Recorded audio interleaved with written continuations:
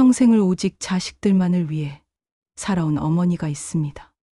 정숙 씨, 67세. 남편을 일찍 여의고 홀로 두 아들을 키우며 살아온 여인입니다. 내 새끼만 사람답게 살면 그걸로 됐다는 믿음 하나로 어떤 일이든 마다하지 않았습니다. 식당에서 설거지를 하고 사무실 청소를 하고 남들이 꺼리는 허드렛 일까지 기꺼이 감당했습니다. 손은 거칠어지고 허리는 휘어졌지만 자식들이 남들 앞에서 부끄럽지 않게 키우는 것이 정숙 씨의 유일한 꿈이었습니다. 그런 정숙 씨에게 어느 날부터 감당하기 힘든 현실이 찾아왔습니다. 사업을 한다던 큰아들이 자꾸 돈을 빌려달라고 했고, 직장에 다닌다던 작은 아들도 생활비가 부족하다며 손을 내밀었습니다. 어머니는 의심 없이 모든 것을 내어주었습니다. 평생 모아둔 돈도, 빌릴 수 있는 곳에서 빌린 돈도 모두 자식들에게 건넸습니다. 하지만 정숙 씨가 모르는 사이 그녀의 믿음은 가장 큰 상처가 되어 돌아오고 있었습니다. 어느 날 아침, 정숙 씨는 집 때문에 붙은 붉은 글씨를 발견했습니다. 경매 진행 중이라는 무시무시한 글자가 선명하게 적혀 있었습니다. 그 순간 정숙 씨의 세상이 무너져 내렸습니다. 아들이 사업 실패로 어머니의 집을 담보로 잡고 빌린 돈을 갚지 못해 집이 경매로 넘어간 것이었습니다. 정숙 씨는 믿을 수 없었습니다. 27살에 시집 와서 40년 가까이 살아온 이 집이 아이들을 낳고 기르며 온갖 추억이 스며 있는 이 공간이 하루아침에 남의 것이 되어버렸습니다. 내가 이 나이에 어디 가서 살란 말이냐. 정숙 씨의 목소리는 떨렸습니다. 큰아들은 죄송하다는 말만 반복했을 뿐 어머니가 갈 곳을 마련해 주지는 못했습니다.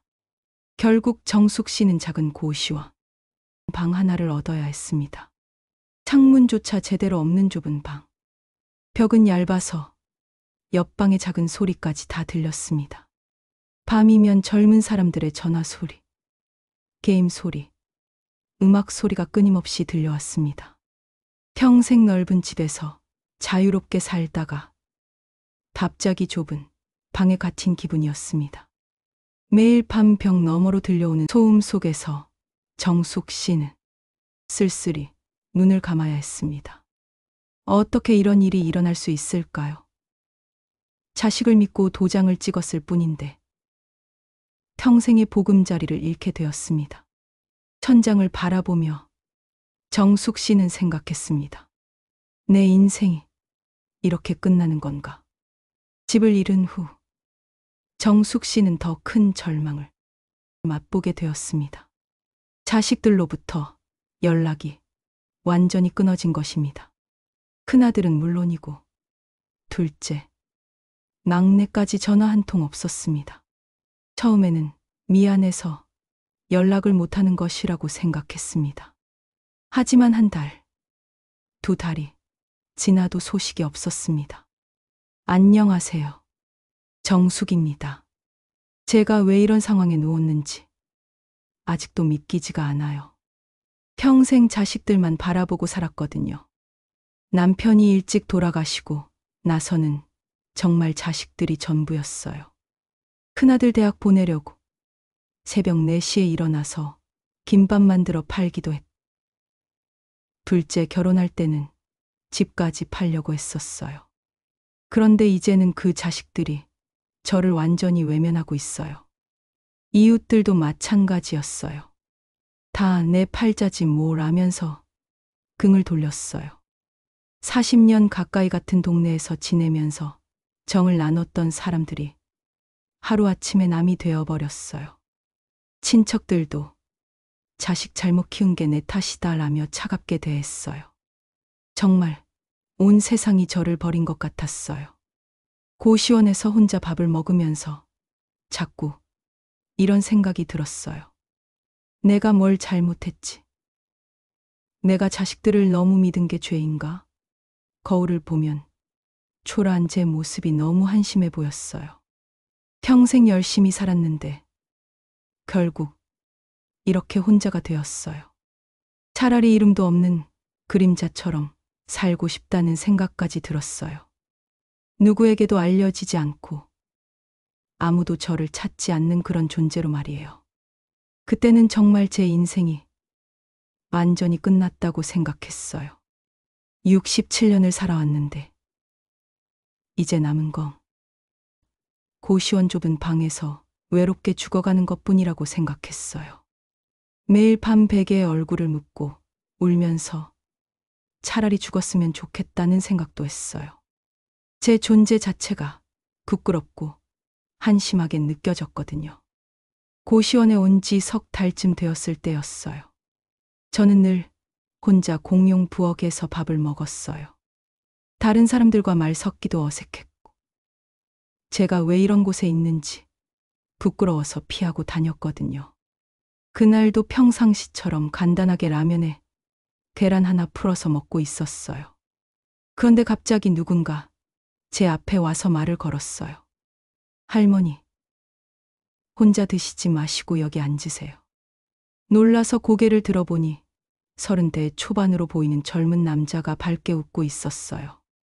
정우라고 자기소개를 하더라고요. 처음에는 당황스러웠어요. 젊은 사람이 왜 저 같은 늙은이에게 관심을 보이는지 이해가 안 되었거든요.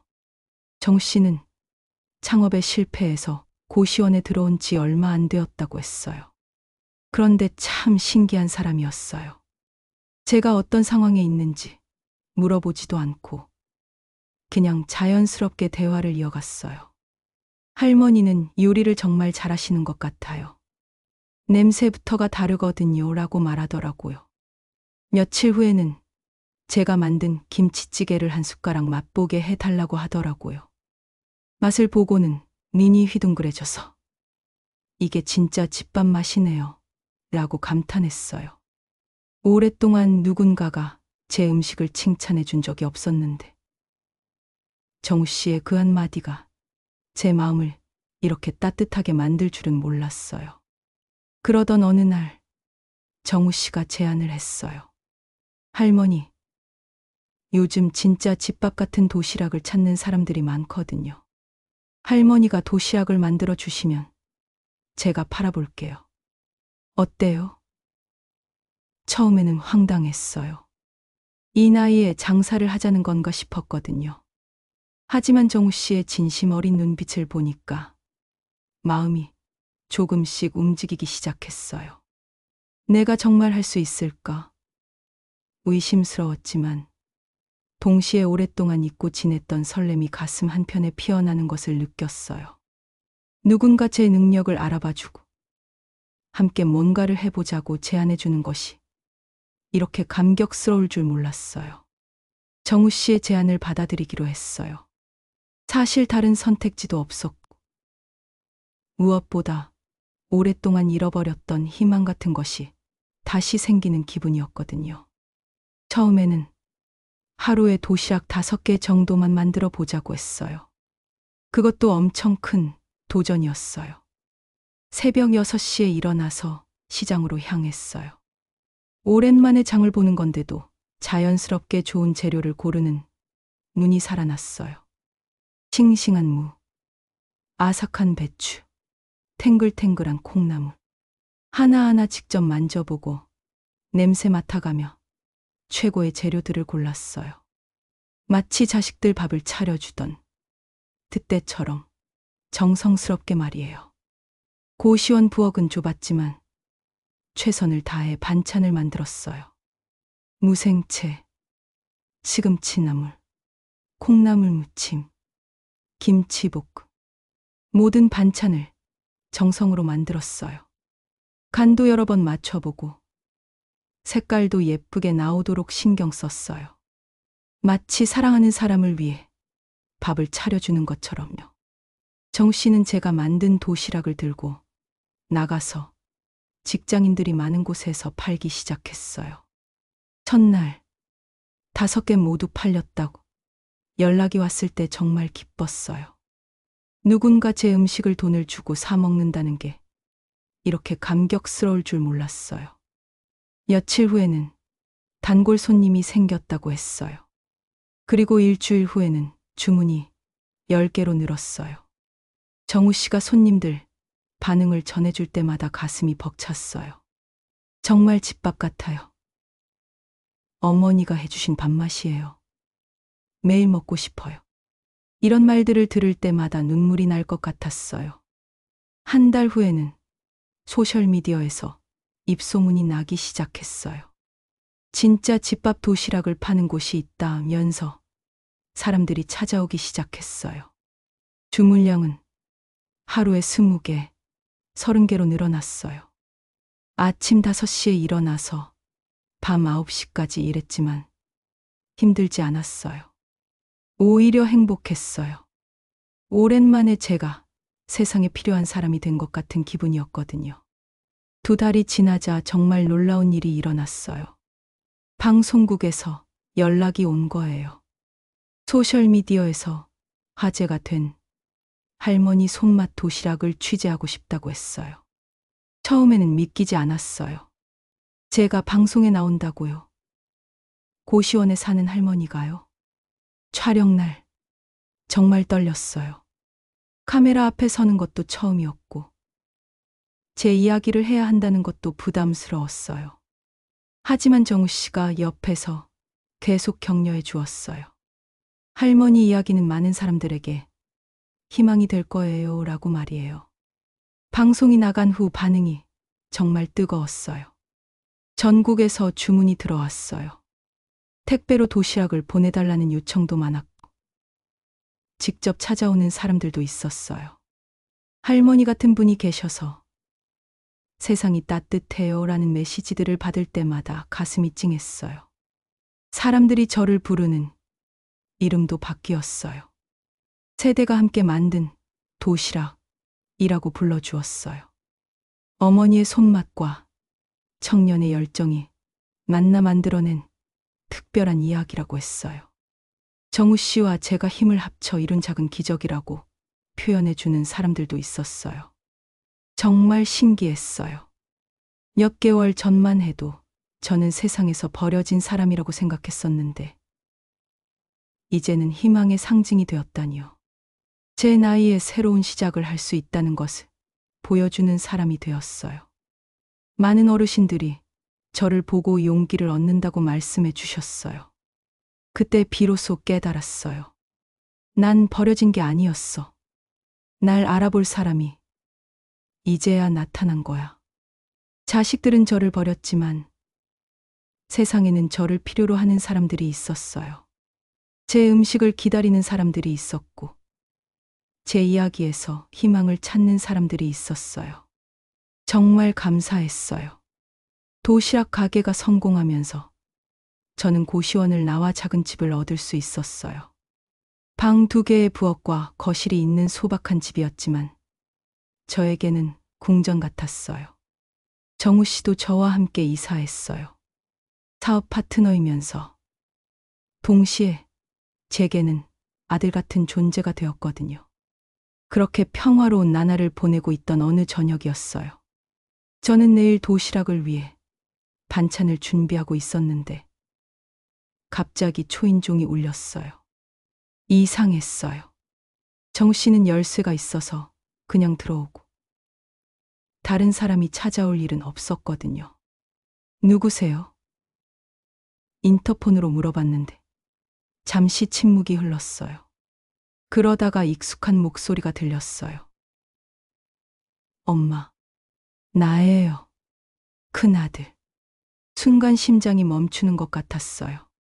10년 동안 연락조차 없던 큰아들의 목소리였어요.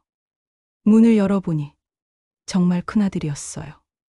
하지만 제가 기억하는 모습과는 완전히 달랐어요. 머리는 하얗게 새었고 얼굴은 늙어 보였어요. 그리고 그 뒤에는 둘째와 막내까지 서 있었어요. 세 자식 모두 고개를 숙이고 있었어요. 엄마, 우리가 정말 잘못했어요. 큰아들의 목소리는 떨리고 있었어요. 회사가 완전히 망했어요. 집도 날아갔고 아내도 아이들을 데리고 떠났어요. 이제 정말 아무것도 남은 게 없어요.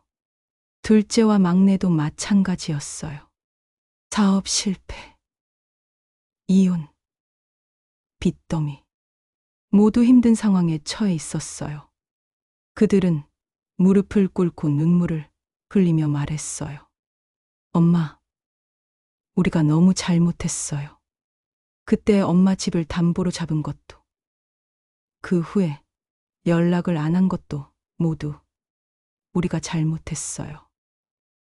제발 다시 받아주세요. 우리를 용서해 주세요. 복잡한 심정이었어요. 10년 전 제가 집을 잃고 절망에 빠져 있을 때는 한 명도 나타나지 않았던 자식들이 이제 와서 도움을 청하고 있는 거예요. 분노가 치밀어 올랐지만 동시에 불쌍한 마음도 들었어요. 결국 제가 낳아 기른 자식들이잖아요. 자식들의 눈물을 보면서 나는 생각이 들었어요. 예전에 제가 그 자리에 있었다면 아마 당장 모든 것을 내어주었을 거예요. 자식들이 힘들어한다면 제가 굶어 죽더라도 도와줬을 거예요. 하지만 이제는 달랐어요. 지난 몇 년 동안 많은 것을 깨달았거든요. 저는 조용히 식탁 서랍을 열었어요. 그 안에는 도시락 장사로 벌어서 모은 돈이 들어있는 두툼한 봉투가 있었어요. 자식들의 눈이 그 봉투에 쏠렸어요. 아마 그들은 제가 그 돈을 나누어 줄 거라고 생각했을 거예요. 하지만 저는 그 봉투를 다시 서랍에 넣었어요. 이건 못 준다. 자식들의 얼굴에 실망이 스쳐갔어요. 이건 내가 다시 읽어낸 내 인생이야. 67세에 새로 시작해서 이룬 내 것이야. 잠시 침묵이 흘렀어요. 그러다가 제가 다시 입을 열었어요. 그렇다고 너희가 미운 건 아니야. 자식들이 고개를 들어 저를 바라봤어요. 너희는 내가 낳아 기른 자식들이니까. 하지만 이제는 너희 몫을 너희가 직접 만들어 가야지. 엄마는 이제 엄마 인생을 살 거다. 이 말을 할 때 제 목소리는 확고했어요. 70년 가까이 살면서 처음으로 내가 원하는 삶을 살고 있어. 정우 씨와 함께 도시락을 만들고 많은 사람들이 내 음식을 좋아해 주고 내가 세상에 필요한 사람이라는 걸 느끼고 있어. 자식들은 처음에는 이해하지 못하는 것 같았어요. 하지만 제가 계속 이야기를 하니까 점점 고개를 끄덕였어요. 엄마가 왜 이런 말을 하는지 이제야 알겠어요. 큰아들이 말했어요. 저희가 엄마를 너무 당연하게 생각했어요. 엄마도 엄마만의 인생이 있다는 걸 생각하지 못했어요. 그 순간 자식들은 처음으로 어머니의 진심을 깨달은 것 같았어요. 저는 그들에게 밥을 차려주었지만 돈을 주지는 않았어요. 대신 너희가 다시 일어설 수 있을 때까지 기다릴.